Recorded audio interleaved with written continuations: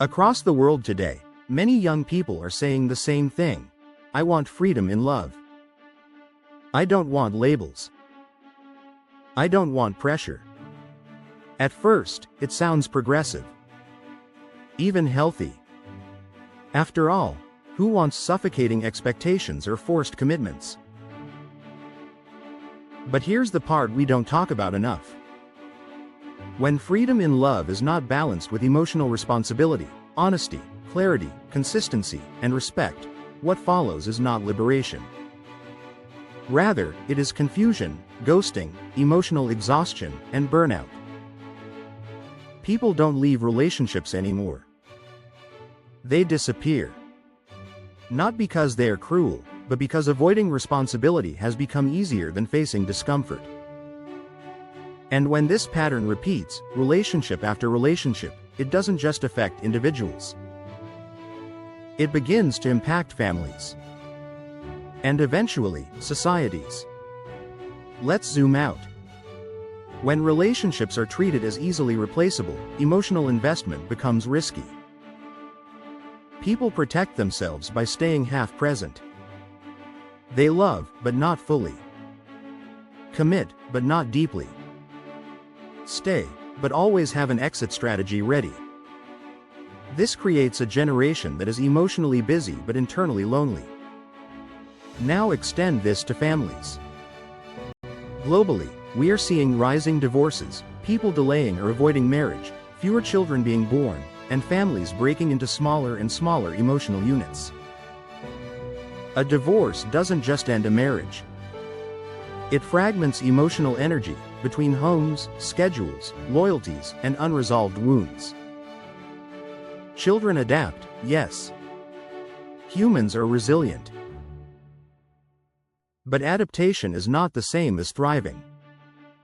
When family structures repeatedly break and reform, emotional stability becomes increasingly difficult to maintain. Trust becomes conditional.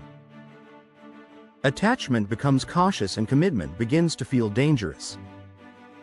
Now imagine this pattern continuing for generations. More people are choosing not to marry. More choosing not to have children. More people have multiple intense relationships across a lifetime, but fewer lasting ones. On the surface, it appears to represent freedom. Underneath, it slowly erodes something fundamental. Because families were never just about romance. Instead, they were systems of emotional continuity. They carried values. They absorbed stress. They shared burdens. They provided meaning beyond the self. When those systems weaken, individuals are left to carry everything alone: career pressure, emotional needs, aging, illness, identity, purpose. That's not independence. That's overload. And here's a quiet consequence few are discussing. When fewer children are born, populations age, workforces shrink, economies strain, and loneliness becomes widespread. Care for the elderly becomes uncertain. Societies don't collapse dramatically. They thin out. They grow tired. The irony is that in trying to avoid the responsibility of relationships, we may be creating a future where everyone carries more responsibility alone. This is not an argument against freedom. Freedom is essential. But freedom without responsibility is like driving without brakes. You move faster, until you can't stop. The future doesn't need forced marriages or outdated roles.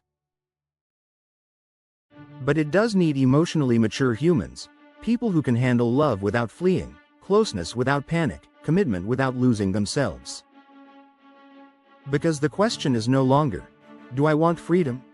The real question is, can I handle the responsibility that real freedom demands? If we don't reflect on this now, the cost won't show up immediately. It will show up quietly in burnt-out families, in emotionally exhausted individuals, and in societies wondering how they became so connected, yet so alone. If this story offered you a glimpse into the future and echoed something you already feel, consider liking, sharing, and subscribing.